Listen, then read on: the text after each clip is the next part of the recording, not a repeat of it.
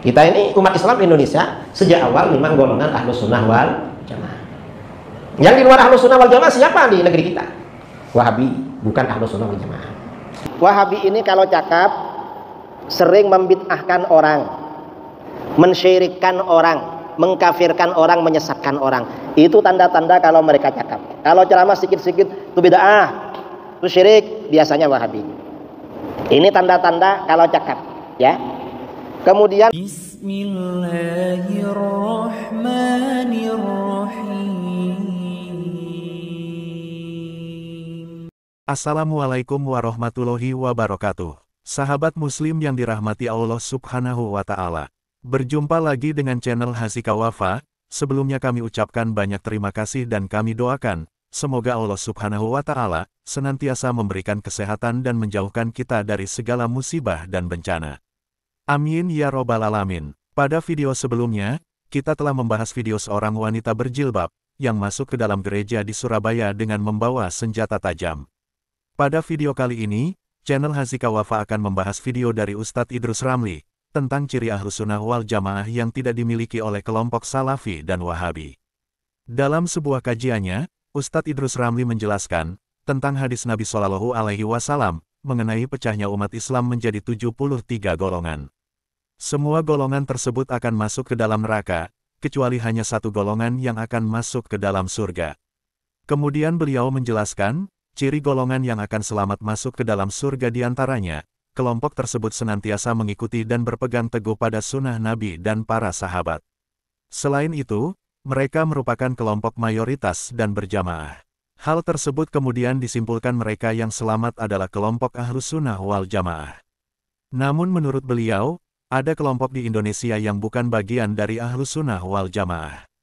Mereka menyimpang dari ajaran Nabi Muhammad dan para sahabat. Golongan tersebut adalah kelompok Wahabi dan Salafi. Berikut kita simak bersama video dari Ustadz Idrus Ramli. Jadi begini, dalam beberapa hadis Rasulullah SAW menjelaskan, "Sataftariqu ummati ala 73 millah." Umatku akan terpecah menjadi 73 golongan. Kulluha finnar illa millatan wahidah. Semuanya akan masuk neraka kecuali satu golongan. Para sahabat bertanya, "Wa man hiya ya Rasulullah?" Siapa satu golongan yang akan selamat? Rasulullah menjawab, "Ma ana alaihi wa ashabi." Golongan yang selamat adalah golongan yang berpegang teguh dengan ajaranku dan ajaran sahabatku. Ini satu versi. Versi yang lain, ketika ditanya siapa golongan yang selamat, Rasulullah menjawab, "As-sawadul a'dham." Golongan mayoritas. Versi yang lain, ketika Rasulullah ditanya siapa yang selamat, Rasulullah menjawab, "Al-jamaah," golongan jamaah. Nah, dari beberapa versi ini, para ulama memberikan kesimpulan, berarti golongan yang selamat itu golongan Ahlus Sunnah wal Jamaah. Tanda-tandanya apa? Ahlus Sunnah wal Jamaah ini tanda-tandanya adalah ajarannya diikuti oleh mayoritas umat Islam. Kemudian tanda-tanda yang lain, ajaran mayoritas umat Islam ini sesuai dengan ajaran Rasulullah dan ajaran para sahabat. Ya kita ini umat Islam Indonesia sejak awal memang golongan Ahlus Sunnah wal Jamaah. Yang di luar Ahlus Sunnah wal Jamaah siapa di negeri kita? Wahabi, bukan Ahlus Sunnah wal Jamaah. Mengapa? Mereka minoritas, bukan mayoritas. Ajarannya bertentangan dengan ajaran Nabi dan para sahabat. Sahabat muslim yang dirahmati Allah subhanahu wa ta'ala. Ahlus Sunnah wal Jamaah adalah kelompok yang berpegang teguh pada sunnah Nabi Muhammad dan sunnah Khulafaur Rasyidin, serta mengikuti ajaran para sahabatnya. Menurut Syekh Hashim Asy'ari dalam Zidayat Ta'liyat, Ahlus Sunnah wal Jamaah adalah kelompok ahli tafsir, ahli hadis dan ahli fikih. Merekalah yang mengikuti dan berpegang teguh dengan sunnah Nabi Shallallahu Alaihi Wasallam dan sunnah Khulafaur Rasyidin setelahnya. Mereka adalah kelompok yang selamat. Namun, seseorang yang mengikuti manhaj salaf tidak selalu harus mengidentifikasi dirinya sebagai pengikut Ahlus Sunnah wal Jamaah. Lantas benarkah kelompok Salafi dan Wahabi bukan bagian dari Ahlus Sunnah wal Jamaah? Berikut penjelasan dari Ustadz Khalid Basalamah tentang ciri Ahlus Sunnah wal Jamaah. Kelompok yang tengah-tengah adalah kelompok Ahlus Sunnah wal Jamaah. Memahami, mengambil Al-Quran dan Sunnah sesuai dengan pemahaman sahabat. Ayat turun, cari tahu Ibnu Abbas berkata apa, Ibnu Umar berkata apa. Dalam hadis ada enggak? Kita lihat misalnya contoh tafsir Ibnu Katsir. Jadi datanglah kelompok ahli sunnah wal jamaah yang membawa umat ini kembali kepada pemahaman yang sebenarnya.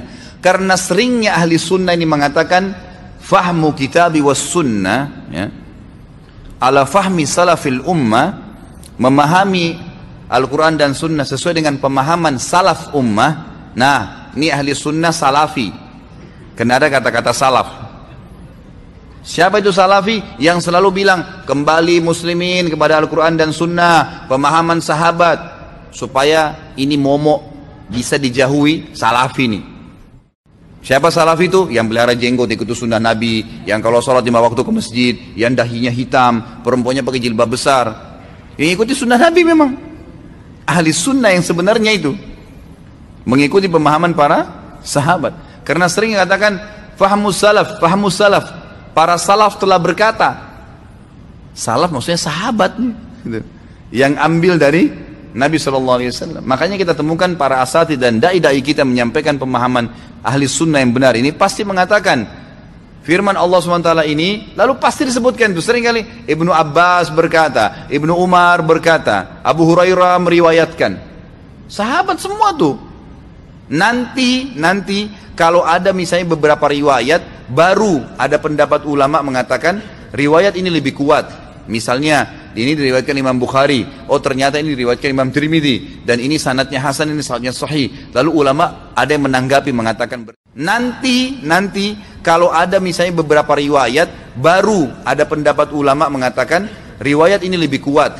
Misalnya ini diriwayatkan Imam Bukhari, oh ternyata ini diriwayatkan Imam Tirmidzi, dan ini sanadnya hasan, ini sanadnya sahih. Lalu ulama ada yang menanggapi mengatakan berarti pendapat ini lebih kuat karena Bukhari lebih kuat riwayatnya. Itu baru pendapat ulama. Tapi asasnya adalah pendapat para sahabat yang diambil dari ayat tersebut, sehingga pemahamannya benar dan tidak ada gulu, nggak ada berlebihan tadi, terlalu lembek tadi, atau terlalu berlebihan dalam memahami Al-Quran dan Sunnah. Makanya ikhwah akhwat sekalian, orang yang sudah menghadiri pengajian-pengajian yang mengikuti pemahaman sahabat, antum akan bisa bedakan bobot ilmunya dengan orang yang tadi seperti ini. Ini pengajiannya ini cuma ada isinya semuanya toleransi. Semoga video ini bermanfaat bagi kita semua dan menambah tingkat keimanan kita kepada Allah Subhanahu wa Ta'ala. Wassalamualaikum warahmatullahi wabarakatuh.